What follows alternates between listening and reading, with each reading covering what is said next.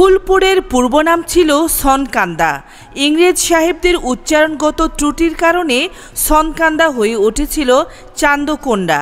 কেউ কেউ আবার চাঁদকোন্ডাও লিখতেন। তবে মাগন ফুলপুর নামক গ্রামের নাম থেকেই ফুলপুর উপজেলার নামকরণ। আজ শুনবো এই এলাকার মানুষের নির্বাচনী জনমত।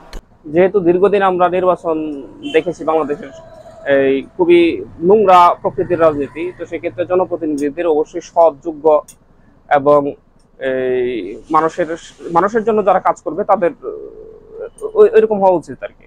এটা যদি আমাকে বলেন তাহলে এখানে অনেকগুলো কথা থেকে যায়। যেমন আমাদের এখানে অনেকেই আসবেন, পুরনো আসবেন, নতুন আসবেন।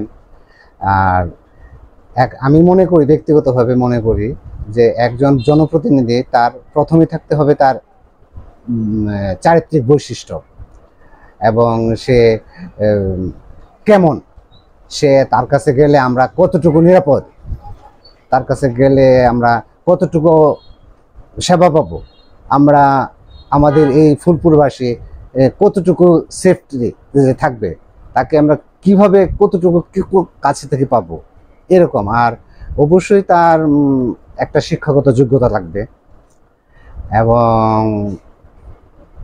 সারা বহির্বিশ্বে যেন তার একটা সুনাম, বহির্বিশ্বে বাংলাদেশে বহির্বিশ্বে একটা সুনাম থাকতে হবে যে না, সে ইজ এ ম্যান বেটার।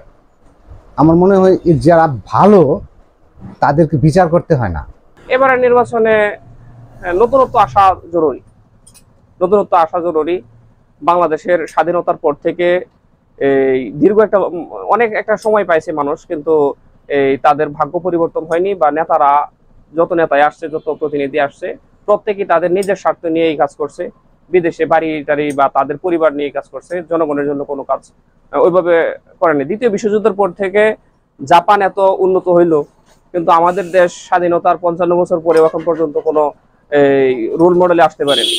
এটা আমরা এর পরিবর্তন চাই।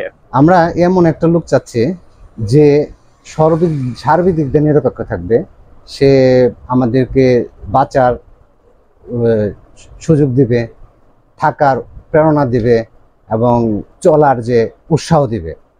সে পুরান হতে পারে বা নতুন হতে পারে।